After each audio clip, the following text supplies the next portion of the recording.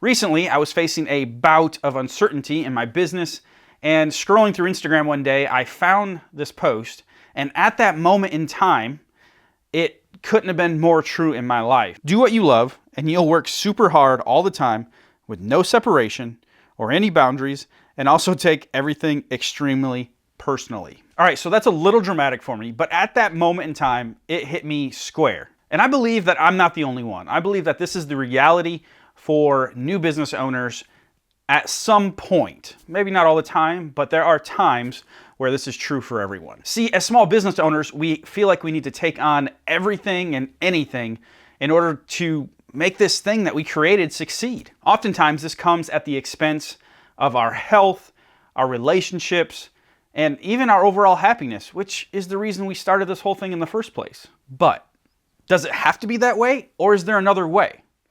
Well, I believe that there is another way. Before I share that with you though, let's look at 5 reasons businesses fail. There's a million reasons out there, but these are 5 reasons that I find personal to me and something that I have struggled with from time to time or have faced from time to time. All right, the first one is trying to do everything themselves. Yep, that's me. Number 2 is too much debt. I've been fortunate enough to avoid this one, but this is a pitfall for a lot of people. Number 3 is no business plan. Throwing paint at the wall and hoping it sticks with no real plan. Number 4 is similar, but it's not setting specific goals. That way you have nothing to work towards. So if you're not aiming for something, you're gonna hit nothing. Number 5, refusing to pivot and adapt. The business 5 years ago most likely won't look like the business 5 years from now. It's obvious, but I feel like I need to say it. Being hardworking and dedicated to your business, whether that's a side hustle that you're just starting or something that you want to work into that is full-time, there's no way around hard work and dedication. But with that being said, being hardworking and dedicated isn't enough alone. So Andy, how can you say that? I just need to strap up my boots and go to work every day. That's true, but if that's all you do, success is going to be hard to find. How do I know this?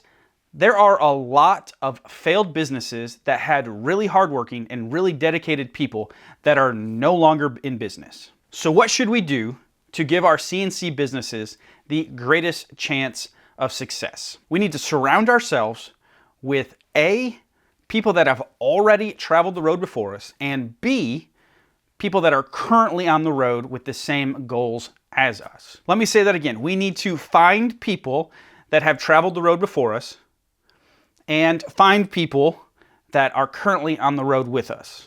Now, I'm not talking about befriending people just simply to get ahead, but I'm talking about people that are currently in the trenches doing what you're doing or are just ahead of you and have done what you are wanting to do, building a community of those people, that this common bond, this common trust where you can link arms and lift each other up. Now, the common thought is, well, why would someone else give me information? I'm going to be competition to them, and they're not going to do that, or people aren't going to be willing to help me. They're too busy.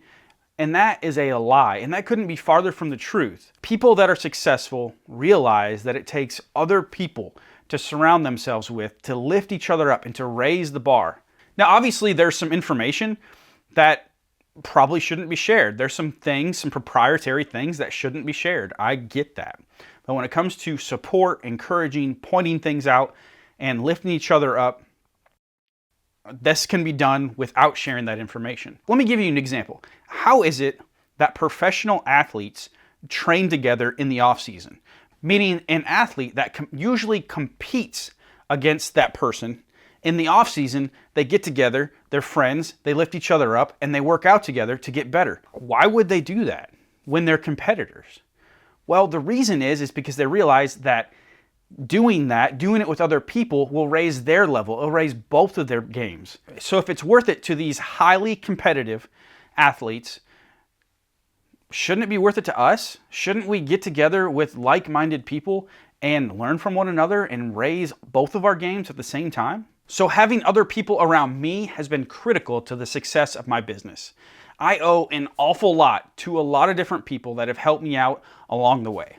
Yes, I've had to be dedicated and put in the hard work and hours and make it happen on my own, but I've had a lot of people that have helped me point out possible things that I could do better, things that I should stop doing, just encouraging me. This is why I've created a new exclusive community for CNC business owners or prospective CNC business owners called the Desktop CNC Inner Circle. In this group, you'll have unlimited access to me to ask questions and get advice. You'll be a part of a community of people that are like you, on the same road as you, and that are trying to figure out this CNC business thing. In this community, we'll share our wins, our losses, we'll learn from one another and encourage one another. Whether you have been making and selling things for 10 years with your CNC, or you haven't even purchased a CNC yet, this group is for you. This collaborative approach to owning a CNC business will shorten the time for you to see success. If this sounds interesting to you, I'll leave a link in the video description right below here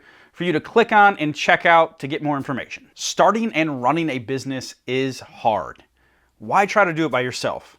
The best thing you can do is surround yourself with people that are trying to do the same thing and people that have traveled the road before you that are ahead of you. Whether that is the Inner Circle CNC group or it's some other group that you find, the number one thing you can do is surround yourself with those people. So I challenge you to do this. If you are trying to do this whole side hustle or business thing with your CNC alone and you find yourself not having contacts, someone that you can ask questions, seek these people out and find them. And I promise you it'll be well worth the effort.